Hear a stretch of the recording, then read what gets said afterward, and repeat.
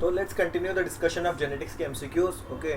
क्योंकि ये बहुत बड़ा चैप्टर है, क्योंकि बहुत क्वेश्चंस पूछे जाते हैं इसमें से, इसीलिए बहुत बड़ा चैप्टर आपको लग रहा है। बहुत सारे एमसीक्यूज है इसमें, क्योंकि इतने एमसीक्यूज तो हम लोग ने किसमें भी सॉल्व नहीं किया अब तक। Okay, a cell at telophase stage is observed by a student in a plant brought from the field. He tells his teacher that this cell is not like the other cells at the telophase. There is no formation of cell plate, and thus the cell is containing more number of chromosome as compared to the other dividing cell. This is a result in polyploidy situation. मतलब इन लोगों ने case दे दिया है, जैसे कि आप इसके practice करो। जैसे कि आप अगर आपका ये हो जाता है, सिलेक्शन हो जाता है, तो आप जाके ऐसे ही फील्ड क्वेश्चंस करोगे। क्लिनिकल बेस्ड क्वेश्चंस बोलते हैं, जैसे अभी ट्रेंड चल रहा है क्लिनिकल बेस्ड क्वेश्चन। तो आपको पूरा स्टोरी देंगे उसके पीछे कि आपने फील्ड से कोई प्लांट लाया, उसके अंदर का सेल को अपने टीलोफेज में देखा, तो दिस रिप्रेजेंट्स डिप्लॉइडी, मतलब पॉलीप्लॉइडी दिखा रहा है कि उसमें cell formation, cell plate formation नहीं हुआ, सेल डिवीजन नहीं हुआ, मतलब साइटोकाइनेसिस नहीं हुआ। The nucleus has divided, so nucleus dividing, cytoplasm not dividing results to polyploidy. Okay, if a colorblind man marries a woman who's homozygous for normal vision, the probability of the son being colorblind.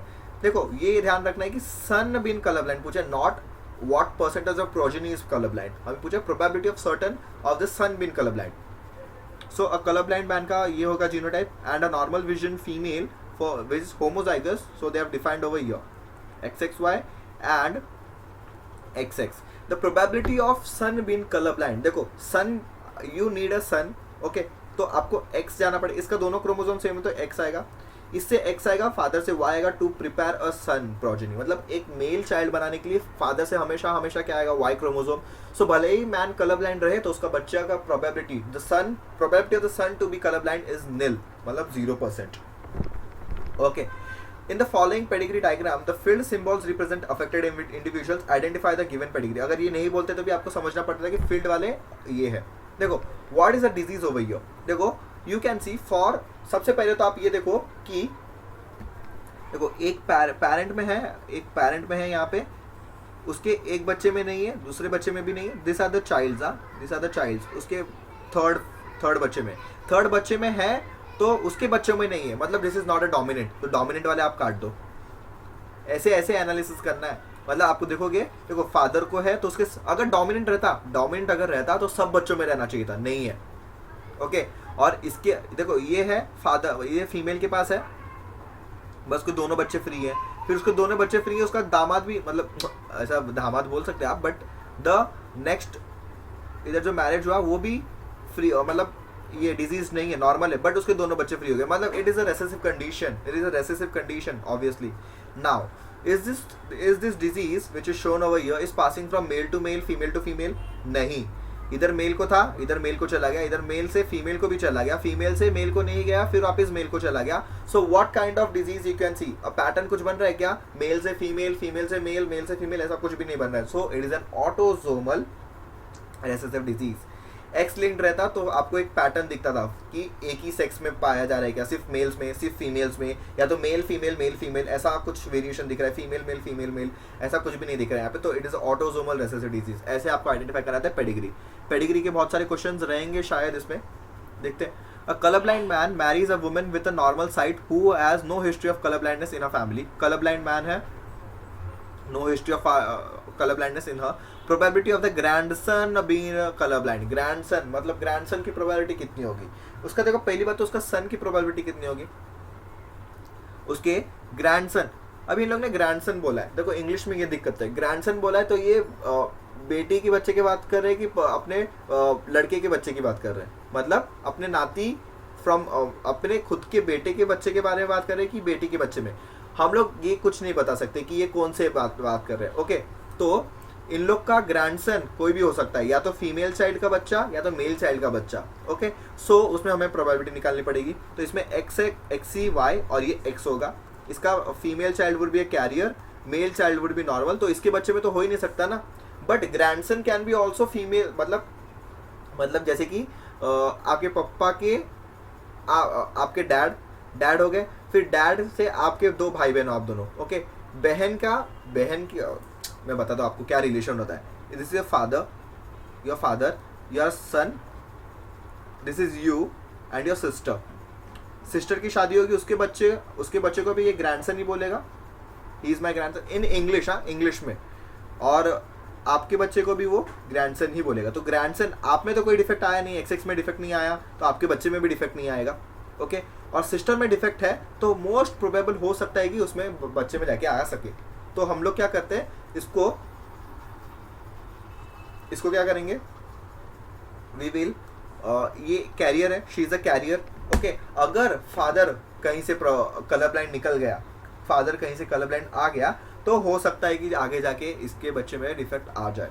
Okay, या तो देखो ये हो गया female जो कि career है, या तो उसने शादी कर लिया एक नॉर्मल आइड मेल से, नॉर्मल आई मेल से कैरियर ये किया, तो XC Y XX और XY, उसमें से कौन कलर ब्लाइंड होगा, she is a carrier, he is colour blind. तो 125th मतलब 125th, sorry not 125th, 25th of the 25% मतलब 1/4 of the progeny is colour blind. मतलब उसके ग्रैंडसन में प्रोबेबिलिटी कितनी है, 1/4 की। देखो बेटे के, आप अगर बेटे के बेटे को देखने जाओगे तो उसमें कुछ नहीं मिलेगा, क्योंकि ये है जो ये सेकंड मीटिंग कराओगे इसको नॉर्मल हमेशा मानना। अच्छा क्वेश्चन है, ऐसे पूछे नहीं जाते, बट ये पूछ लिया तो बहुत लोगों का आंसर गलत होगा। ओके, ये याद रखना, ग्रैंडसन ग्रैंड डॉटर दोनों हो सकते, बेटी का बेटा या बेटे का बेटा। ओके, ये आपको समझना पड़ेगा रिश्तेदार थोड़ा सा। Okay, abnormal human baby with XXX sex chromosome was born due to this formation of abnormal ova, fusion of O2 ova, ऐसा नहीं होगा, fusion of 2 sperms ये भी नहीं होगा, fusion of abnormal sperm with father। abnormal sperm होगा तो उसमें डिसजंक्शन होगा तो XY आना चाहिए, बट इज XXX है, तो मतलब क्या हुआ, फादर का तो ठीक है, X चला गया फादर से, बट मदर में कुछ डिफॉर्मिटी आ गई, तो 56 का A option would be the correct. Okay, अगर फादर में डिसजंक्शन होता, नॉन डिसजंक्शन होता, तो XY जाना चाहिए था, पूरा कंप्लीट XY चले जाता था। तो इसमें तो XXX दिख रहा है ना, Y तो दिख नहीं रहा, तो मतलब फादर का नॉर्मल है सब, फीमेल में कुछ गड़बड़ी है। Man whose father was colorblind marries a woman who has a colorblind mother and a normal father. What percent of male children of this couple would be colorblind? Again देखो क्या दिया इन लोग ने,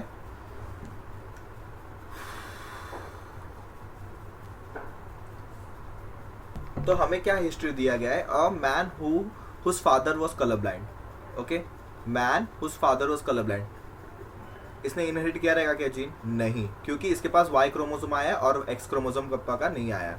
ओके, तो the man whose father was colour blind marries a woman, XX marries a woman whose mother is colour blind, who has a colour blind mother and normal father, colour blind mother and normal father, normal father से तो एक normal X chromosome आ गया, और इसमें से, और इस case में आपकी मदर कलर ब्लाइंड है तो दोनों रिसेसिव होंगे, तो दोनों क्रोमोसोम एक ही जैसा है, तो एक डिफेक्टिव आ जाएगा। तो what is a percentage of male child of this couple being ये कलर ब्लाइंड, इसमें से 2 गैमेट बनेंगे XY और एक X और एक डिफेक्टिव X, इसमें से XX एक नॉर्मल, एक डिफेक्टिव XX, फिर एक XY नॉर्मल और एक डिफेक्टिव XY। तो मेल चाइल्ड कितने, 50%, उसमें से भी आपका 50% are the chances of a male to be colour blind in this condition. Okay, तो मेल चाइल्ड का 50% चांस हो जाता है इस केस के कंडीशन में। Human female with Turner syndrome has 45 chromosome with XO, has an additional XY chromosome, no, exhibit male characteristics, it is able to produce children with normal husband, no, they are sterile। फिर male characteristic नहीं आएगा क्योंकि male characteristic is responsible due to Y chromosome, तो additional 45 chromosome with XO type of karyotype is the correct answer। If both parents are carrier for thalassemia which is an autosomal recessive disorder, ये देखिए इन लोगों ने बहुत आसान कर दिया question, अगर ये नहीं देते तो half of the children would wonder कि thalassemia क्या है, autosomal dominant है कि autosomal recessive है, sex linked है कि sex linked recessive है कि dominant है। Okay, and always sex linked वाले डिजीजेस रेसेसिव होंगे, ये याद में रखना। ओके, तो दिया क्या है यहाँ पे, both parents are carrier for thalassemia which is a autosomal disorder, recessive disorder, what are the chances of the pregnancy resulting in affected child? Okay, thalassemia is autosomal, तो आपको XY ना लिख के A लिखना है अभी। सो वो दोनों ही पेरेंट क्या है, रेसेसिव है, sorry autosomal, both parents are carriers, तो कैरियर के लिए आपको हाफ सिंबल ऐसा दिखाएगा। दिस इन ऑटोसोमल आपको ऐसा सिंबल यूज करना है, सेक्स लिंक्ड के लिए आप XY यूज कर सकते हो, ओके क्योंकि इसमें सेक्स लिंक्ड XY से कुछ लेना देना नहीं, ऑटोसोमल क्रोमोसोम्स लोगे। This is a diseased person, तो ऐसा कैरियोटाइप कब भी आएगा, दोनों फादर और मेल और फीमेल दोनों ही कैरियर्स है, तो इसमें 4 टाइप्स ऑफ गैमेट बनेंगे। तो आपका ये ए हो सकता है, स्मॉल ए कैपिटल ए और एक small A. This is like a typical monohybrid cross. Okay, so 25% of chances are there that the progeny will be affected. 25% chance है. Okay, the incorrect statement with regard to hemophilia is, hemophilia क्या है? It is a recessive disease, dominant disease, single protein involved in clotting factor, sex linked disease. It is a dominant, ये गलत हो गया आपका क्योंकि ये recessive X linked recessive disease है। अब मैंने पहले ही बोला X linked वाले most of the time recessive रहेंगे, ये अभी के लिए लेवल के लिए आप याद कर सकते हो ये। Next question is which one is incorrect statement with regard to the importance of pedigree analysis? Pedigree analysis से incorrect मतलब गलत, कौन सा statement गलत है? It helps to trace the inheritance of specific trait, correct. It confirms that DNA is a carrier of genetic information, ये तो ठीक है, डॉट लगा के रखते हैं। It helps to understand whether the trait is the question trait in the question is dominant or recessive, yes. It confirms that the trait is linked to one of the autosome। तो इसमें सबसे गलत क्या हो जाएगा, ये DNA is a carrier of genetic information, ये molecular basis में हम लोग पढ़ेंगे कि DNA is a carrier of genetic information. किससे प्रूव हुआ, बहुत सारे विविड एक्सपेरिमेंट से। आपने मेल्सन एंड स्टॉल का देखा था, हर्शी एंड चेज देखा रहेगा, ये सब एक्सपेरिमेंट्स जो रहेंगे मॉलिक्यूलर बेसिस ऑफ इनहेरिटेंस पे, उससे कंफर्म हुआ कि DNA is a carrier of, उससे पेडिग्री से उससे कुछ लेना देना नहीं है। Down syndrome in humans is due to the 2 Y chromosome, 3 X chromosome, 3 copies of 21st chromosome. Yes, trisomy of 21st chromosome. It is the correct answer. तो 62 का हो जाएगा आपका B. A normal visioned man whose father was colorblind marries a woman whose father was colorblind also. They have the first child as a daughter. What are the chances that the child would have a colorblind? The child would be colorblind. Daughter colorblind होगी, ऐसा कितने chances है? मुझे तो लग रहा है पहली बात तो ये 0% चांस होना चाहिए। क्यों? क्योंकि देखो नॉर्मल विजन्ड मैन है, मतलब देखो मैन नॉर्मल विजन्ड है, मतलब उसके अंदर एक वो कैरियर हो ही नहीं सकता, या तो वो नॉर्मल रहेगा या तो diseased. Male can never be a carrier for X linked recessive, X linked disease के लिए male can never be a carrier. ये स्टेटमेंट्स में जो बोल रहा हूँ ना, ये सब एक स्टेटमेंट्स आ सकते हैं। जैसे 2022 में स्टेटमेंट्स फेंक के मारे थे एनटीए ने हमारे मुंह पे, तो वैसे स्टेटमेंट्स आ सकते हैं कि male can never be a carrier for X linked disease, क्योंकि एक भी आ गया तो डिजीज्ड, एक भी डिफेक्टिव एक्स क्रोमोसोम आ गया तो डिजीज्ड। तो इसने क्या बोला है इसने, नॉर्मल विजन्ड मेल उस फादर इज कलर ब्लाइंड।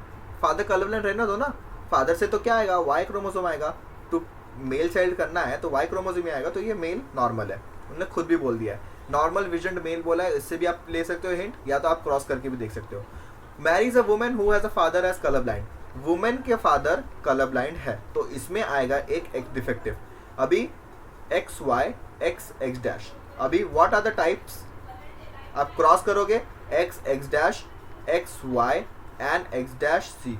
अभी इसमें से कितना चांसेस है कि आपका ये डिजीज्ड निकले, diseased, could the child would B colour blind पूछा है।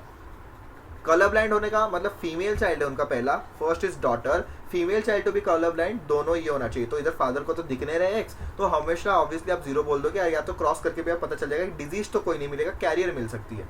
Okay, which of the following is a wrong statement regarding mutation, deletion और insertion of base pair causing frame shift, yes. Cancer cells commonly show chromosomal aberration, UV and gamma rays are mutagens, yes. Change in a single base pair DNA does not cause mutation.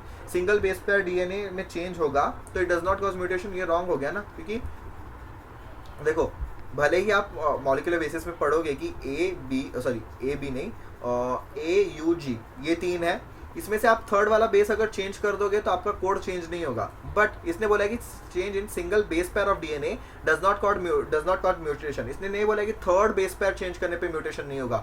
Yes, third base pair change करने से mutation नहीं होगा, ये हम लोग molecular basis में पढ़ेंगे, इसको वॉबल्स बेस बोलते हैं। मतलब थर्ड प्लेस आप चेंज कर दो कुछ भी, तो वो जो जिसके लिए कोड करा था वही रहेगा। मतलब समझो AUG is a start codon, AUG is a start codon and it also codes for methionine. अगर AUG के जगह पे आप और कुछ लगा दोगे, ओके, AUG के जगह पे आप और कुछ लगा दोगे तो AUU कर दिया, तो it will code for methionine and it might not code for start codon, ये नहीं हो सकता। बट चेंज इन आपको इतना सब जानने की जरूरत नहीं, वॉबल्स बेस हमारे इसमें है भी नहीं वैसे तो, but change in single base pair of DNA causes mutation, ये आपको जानना चाहिए। ओके, अगर कभी कभी कभी ऐसा दे दे कि change in the third base pair of a codon, base देखो 3 बेस पेयर से बन के कोडॉन बनता है, आपका first second third base pair को चेंज कर दिया तो वो म्यूटेशन होगा क्या? नहीं होगा, ये लिख के ले लो।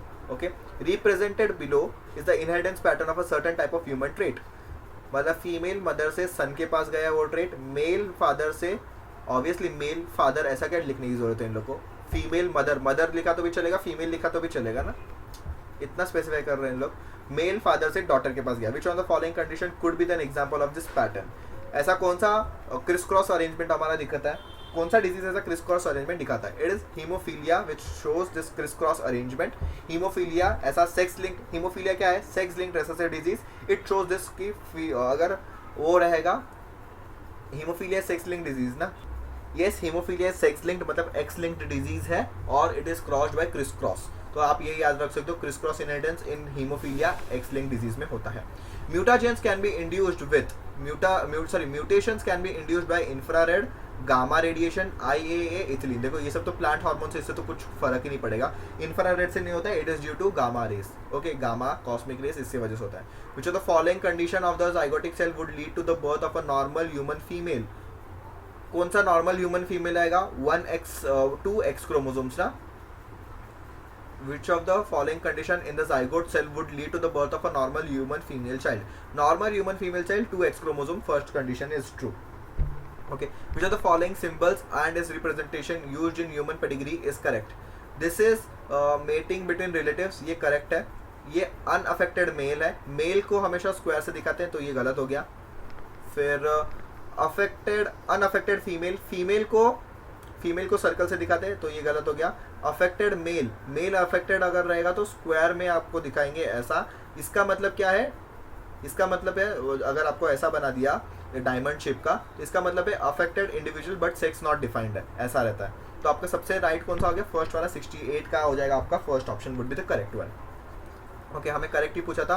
कंजेनिटल मीटिंग मतलब रिलेटिव्स में अगर शादी हो रही है तो उसमें डबल एरो दिखाते हैं हम लोग। Okay, the study of pedigree chart shows what does it show, क्या शो करता है? Inheritance of condition like phenylketonuria and autosomal recessive trait. देखो ऑटोसोमल रिसेसिव ट्रेट है क्या? देखो पहली बात तो देखो पेरेंट्स में नहीं है फिर भी बच्चे लोग में आ गया, 2 बच्चों में है, दिख गया, इस बच्चे में था भी नहीं फिर भी उसके बच्चे में आ गया, तो it is not an autosomal dominant, it is an dominant नहीं है, इसको कट करके रिसेसिव लिखोगे आप। तो डोमिनेंट वाले जितने भी ऑप्शन है आप हटा दो, डोमिनेंट वाले कुछ है क्या? कुछ भी नहीं है, देखो ठीक है। फिर the pedigree chart is wrong and not possible, क्यों भाई? Inheritance of a recessive X linked disease like haemophilia, फिर inheritance of sex linked inborn error in metabolism of phenylketonuria, sex linked inborn phenylketonuria error. तो देखो phenylketonuria is an autosomal disease, autosomal recessive है, तो ये sex linked वाला तो cut गया।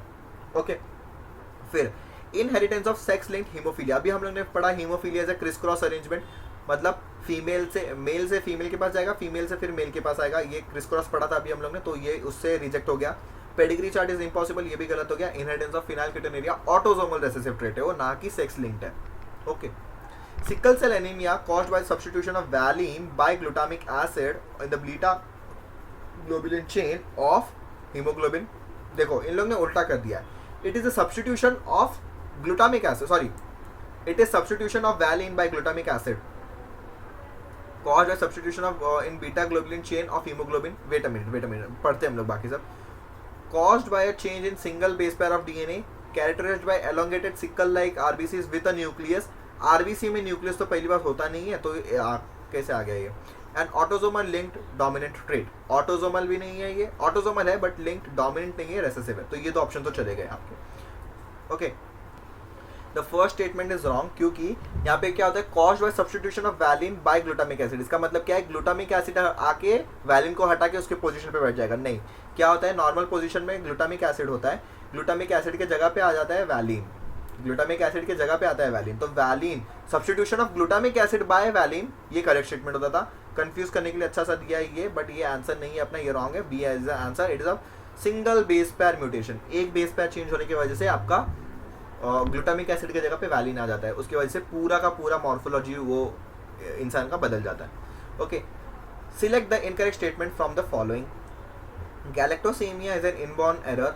Small population size results in random genetic drift in population. Small population size causes genetic drift. Yes, it is correct. But ये हम लोग evolution के chapter में पढ़ते हैं, but आपको knowledge होना चाहिए. Baldness is a sex linked trait. फिर yes, it is a sex linked trait. Baldness male में रहता है ज़्यादा करके, वो y axis से related है, but ये sex linked है. Okay. Linkage is an exception to principle of independent assortment in heredity, it is correct. और गैलेक्टोसेमिया क्या आपको पता नहीं है, देखो ये आउट ऑफ सिलेबस है, but galactosemia is an inborn error, ये भी ट्रू है. इसमें करेक्ट इनकरेक्ट सबसे गंदा, मतलब मुझे बॉल्डनेस सेक्स लिंक्ड है क्योंकि baldness is present in both male and female. Baldness is present in both male and female, but it depends on, it is not sex linked, it is influenced by sex. मतलब baldness ज्यादा करके mail में देखने मिलेगा. It is not sex limited trait, it is sex influenced trait.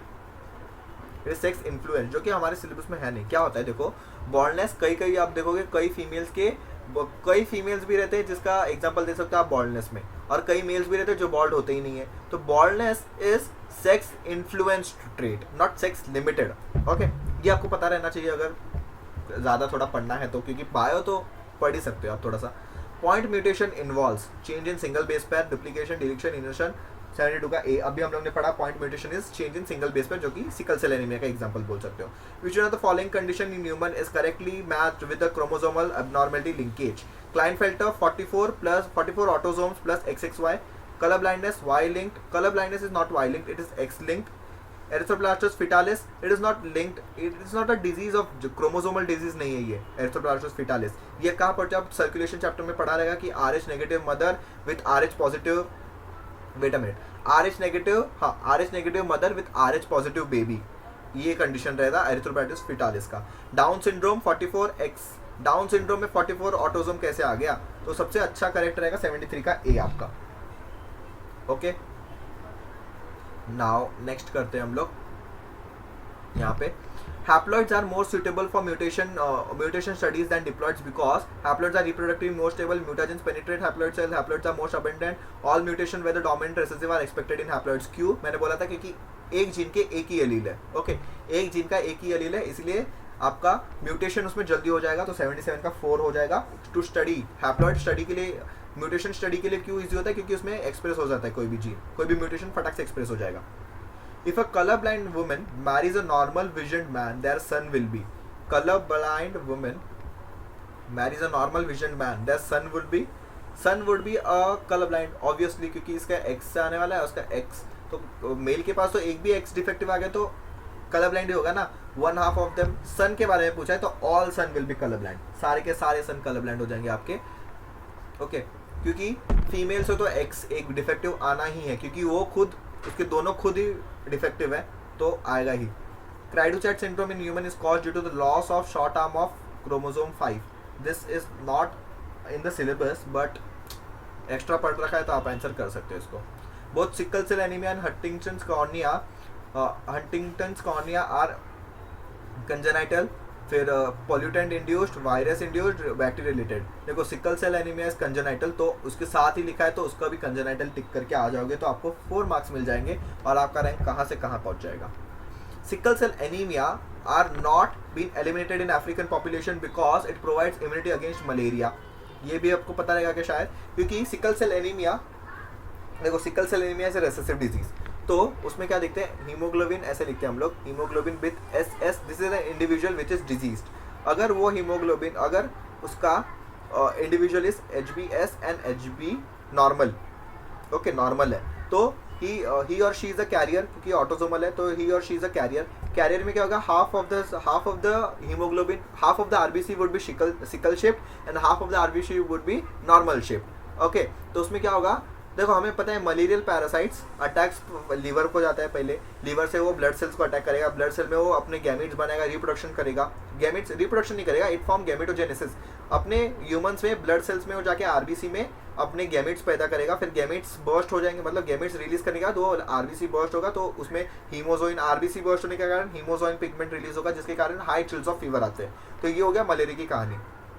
तो to malaria parasite को perform करने के लिए RBC में सरफेस एरिया चाहिए. अगर आपका RBC सिकल शेप्ड हो गया तो malarial parasite can not do the appropriate function of for his life cycle, तो वो प्रोवाइड करता है, इसीलिए मलेरिया उसमें प्रोपोगेट हो नहीं पाता उस इंडिविजुअल में। इसीलिए most of the population is a carrier in Africa, क्योंकि उसमें आपको मलेरियल पैरासाइट से इम्यूनिटी मिल जाता है। इसीलिए ही आप देख सकते हो कि it is an mean population. मतलब आपने एवोल्यूशन चैप्टर में पढ़ा रहेगा डायरेक्शनल सिलेक्शन, फिर आपने मीन सिलेक्शन, ऐसा सब पढ़ा रहेगा। तो ये मीन सिलेक्शन का एक एग्जांपल हो गया कि malarial parasite sickle cell anaemia is not eliminated for malarial parasite because it is gives resistant to malaria. नहीं पता है तो ठीक है। G6P dehydrogenase deficiency is associated with the haemolysis of, ये हमारे पास अभी है नहीं सिलेबस में, ओके, बट इसका आंसर है RBC. Okay, which of the following is not a hereditary disease, cystic fibrosis, haemolymph, thalassaemia, cretinism is not a hereditary क्या क्रिएटिनिज्म आ सकता है क्या? क्रिएटिनिज्म नहीं, it is a hormonal disease. Cystic fibrosis, haemophilia, thalassaemia, these are hereditary. Cretinism क्यों होता है अभी बताओ। मैंने केमिकल कोऑर्डिनेशन का आपको बता दिया। केमिकल कोऑर्डिनेशन में अगर नहीं बताया रहेगा, क्रिएटिनिज्म इज ड्यू टू, मैंने बताया 2 ड्रॉप होते हैं, पिट्यूटरी ड्रॉप और एक आपका ये थायराइड की वजह से ड्रॉप होता है। तो अगर thyroid secretion in pregnancy decreases, thyroid gland secretion in pregnancy decreases drastically, then the child can develop mental retardation, उसको बोलते हैं क्रिएटिनिज्म। अगर आपका पिट्यूटरी होगा, पिट्यूटरी हार्मोन कम होगा और उसकी वजह से शॉर्ट होगा, तो उसको पिट्यूटरी ड्रॉप बोलते हैं। और क्रिएटिनिज्म में भी short height, short stature, mental retardance, बाकी सब अपने ये सब रहेंगे। तो क्रिएटिनिज्म क्यों होता है? Hypothyroidism during pregnancy. अगर हाइपोथायरॉयडिज्म नॉर्मल केस में बोला तो गॉइटर बोल दोगे, हाइपरथायरॉयडिज्म एक्सोप्थेल्मिक गॉइटर, ये सब याद रखना, ये सब disease. Okay, hemophilia is more commonly seen in human male than in human females because, hemophilia क्या है? हीमोफीलिया एक एक्स लिंक्ड रिसेसिव है, एक्स लिंक्ड रिसेसिव डिजीज। पहली बात तो ये हो गई।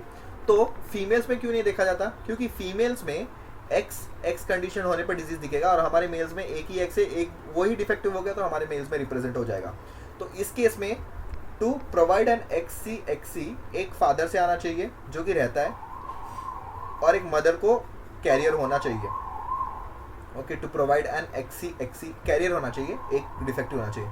इसमें क्यों ऐसा होता है कि पहली बात तो आपका ये जो फादर है वो रिप्रोड्यूस करने तक एज तक बचता नहीं है। हीमोफीलिया में, हीमोफीलिया क्या होता है? Haemophilia is blood clotting disorder, मतलब उसमें ब्लड क्लॉट ही नहीं होता है, ब्लड क्लॉट नहीं होता है। तो ये जो आपका बच्चा पैदा हुआ XY टाइप हीमोफीलिया में, वो पैदा होने तक, मतलब रिप्रोड्यूस करने तक बचता ही नहीं है, वो 14 to 20 ईयर्स के बीच में मर जाएगा। तो अगर यही नहीं रहा फादर, वो भी डिजीज वाला जो कि हमें चाहिए for producing an hemophilic female, तो वो नहीं रहा, और ये कंडीशन बहुत रेयर है कि कैरियर रहेगी। कैरियर तो रह जाएगी, वो female can be a carrier for X linked hemophilia, but the father is not available at the reproductive age. तो ये बहुत ही रेयर होता है, कि बहुत रेयर होगा कि फीमेल में ये ज़्यादा दिखेगा। और पहली बात तो एक्स लिंक्ड अगर मेल में एक भी आ गया तो हमारा में डिजीज हो जाएगा। तो क्या है? This disease is due to X linked, Y linked गलत, X linked recessive mutation, X linked dominant mutation, ये नहीं है। तो इसका सबसे बेस्ट आंसर क्या हो जाएगा आप बताओ मुझे? सबसे बेस्ट आंसर हो जाएगा आपका ऑप्शन नंबर सी। ओके, ये भी कभी कभी पूछ रहे कि father is not available at the reproducible age, ऐसा भी कभी कभी पूछ लेते हैं, तो मैंने वो बता दिया। बट इसमें ये पूछा था कि एक्स लिंक्ड है, तो एक्स लिंक्ड वाले हमेशा मैंने और एक क्वेश्चन में भी ऊपर कराया था कि x linked recessive disease is always seen in males, always expressed in males. Okay, we cannot be a carrier. Males cannot be a carrier for X-linked. Either they can be normal, or they can be diseased. They cannot be carrier. But females में they hardly become diseased, but they are always a carrier. मतलब always मतलब most of the time they are carrier, hardly become diseased. तो यहाँ तक देखते हैं, उसके आगे भी और है, उसको अगले देखते हैं अगले वीडियो में।